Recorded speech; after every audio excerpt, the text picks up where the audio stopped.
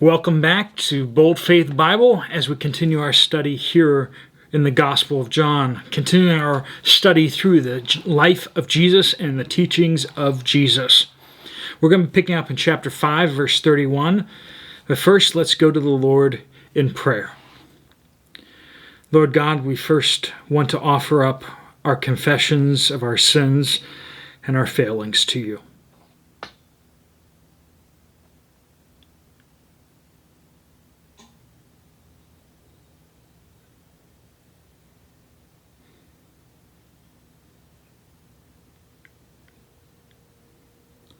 Lord, we praise you that we can find forgiveness for our sins in Jesus, that you are faithful and just to forgive us our sins and cleanse us from all unrighteousness.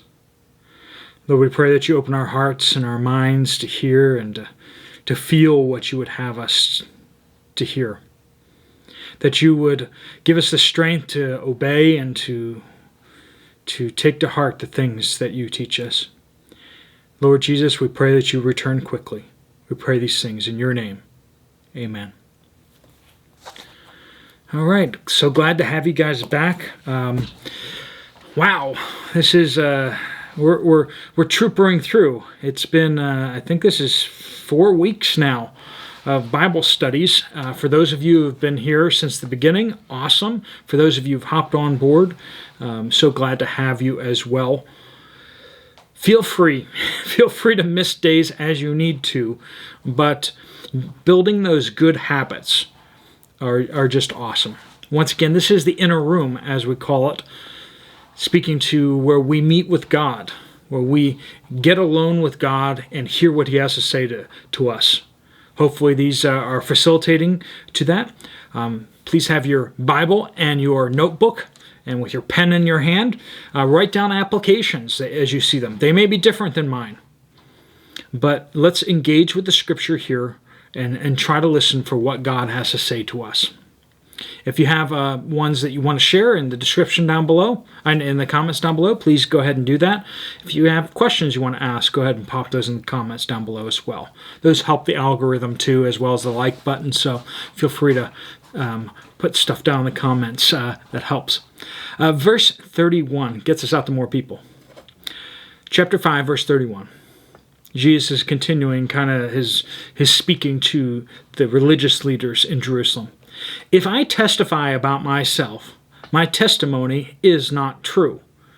There is another who testifies about me, and I know that the testimony he gives about me is true. You sent messengers to John. That's who he's talking about, John the Baptist, right? And he testified to the truth. I don't receive human testimony, but I say these things so that you may be saved. John was a burning and shining lamp, and you were willing to rejoice for a while in his light. But I have a greater testimony than John, because of the works that the Father has given me to accomplish. These very works I am doing testify about me that the Father has sent me. The Father who sent me has himself testified about me. You have not heard his voice at any time, and you haven't seen his form. You don't have his word residing in you because you don't believe the one he sent. You pore over the Scriptures because you think you have eternal life in them, and yet they testify about me. But you are not willing to come to me so that you may have life. So he's just told them who he is, right? He's just told them that he is equal and he is right there with the Father, that the Father is giving him the power of judgment over all creation, and that if they believe in him, that they can have eternal life. And how are they supposed to know whether he's telling the truth or not? First thing he's going to do is he's going to point to a witness on the earth, right? He's going to point to John the Baptist and says, you guys recognized that John the Baptist was from God. At least all the people did. So you went to him and you said, who are you? And he said that I am the Messiah. There's a witness. Jesus isn't just off going crazy. I mean, he's not a crazy person because John the Baptist, who's a recognized prophet, said that Jesus was the one. And Jesus says, well, I don't accept that. I mean, like, I'm not wanting you just to go by whoever the most people, like or subscribe or whatever to. It's not about who has the most followers out there. He says there's a more important testimony, and the testimony is God the Father. But, as he says, you've never seen the Father, and you've never, no person on the earth has ever seen the Father or heard his voice. So how do they know that God the Father is testifying about Jesus? But by Jesus' works. Now, he's not particularly pointing to the signs and wonders, but rather his teaching and how he lives his life. What instigated this again? Oh, that's right. He healed a crippled man. Right? He healed a crippled man. And the Jewish leaders are like, you did it on the wrong day. Stop that. Right? Eek. Jesus is following in his Father's footsteps by having mercy and grace and compassion. Right? He's demonstrating that he is just like his Father, and demonstrating that he is the Son of God. All right, so let's look into what we're saying here. In verses 31 through 35, Jesus' testimony about himself needs to be verified. He recognizes this. He recognizes that he's saying who he is, but there should be another testimony. For the worldly wise people, he points to someone that they will possibly accept. But then he's going to move on past that to the person that they should really be looking to, which is God the Father. So let's look at that first section here. So Jesus' testimony about himself, that his testimony needs to be verified. He recognizes that. So if Jesus recognized the need for multiple witnesses, I should too. A lot of us are really prone to listening to one person. You hear one person's side of the story and you just kind of go with it. One person says something about themselves and you just kind of believe it. We need to be wiser than that. We need to realize that people lie all the time. People lie about themselves, they lie about other people. We should really verify things. I don't care if you trust this person or that person, you need to verify what they have to say. Jesus said, I understand, even though I'm healing the sick and doing miraculous things, you should still seek to verify that I truly am from the Father. Okay? We see in Revelation that the Antichrist is going to do great signs and wonders, but he's not from the Father. He's from the father of lies, but not from God the Father. So Jesus recognizes the need for multiple witnesses, that things should be verified. Second application here. I should not hold myself or anyone else above verification. Our church does background checks on anyone who works with the kids. Why? Because even though we trust people, you need to verify things. You need to make sure that what you've heard from them and heard from other people is actually true.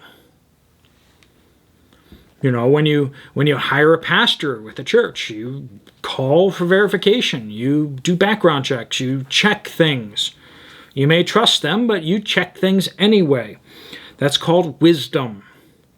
When we hold people accountable, it's not because we don't trust them. We may trust them very much, but we realize that anyone is susceptible to failings, and such.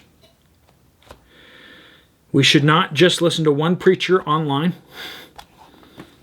If what I say, you go to a whole bunch of other Bible-believing, Bible-teaching ministers and stuff like that, and they all say something different than what I say, I could be right, but I could be wrong.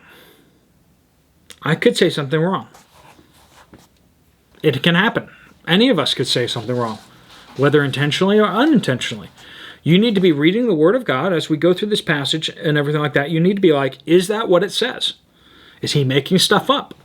Is he just wrong? Maybe I just misunderstand something. but we are taught by the Holy Spirit, each of us, and we hold each other accountable. 3, I should realize how dedicated God is to the truth and to transparency. Jesus isn't like, you should just believe in me. Jesus is like, okay, well, here's the evidence. I just healed that dude. Okay, that's 1. 2, remember John the Baptist? He testified about me. You recognize his authority, so you should listen to him. 3, God the Father. God the Father is testifying about me by the works that I do. How I conduct my ministry proves that I am from the Father, what my priorities are, and everything like that. All right, verse 36. The Father's works testify about who Jesus is. So, John the Baptist, yes. The miracle, yes. But the true thing that's really going to get you to the heart of things is, what does Scripture say? What is the character of God like? And is this person in alignment with the character of God? Application here is, I should understand my good works testify to the truth of Jesus. If you call yourself a Christian, how you live your life is going to either prove or disprove Christianity to people. Now, it's not to say that God can't undo the damage that you do, but how you live your life is important. It is your testimony. We talk a lot about testimony as being something that needs to come out of your mouth. But sometimes the greatest testimony you can have is by stopping something from coming out of your mouth. You know what I mean? From doing something with your hands, an act of kindness or mercy to somebody. Maybe you don't even say anything, but through that you testify to them about the realness of Christ from other things that you've said to them or that they know about you. Verse 37. It says that Jesus says, no one has ever seen the Father. So has Abraham seen the Father? The answer is no. Has Moses seen the Father? The answer is no.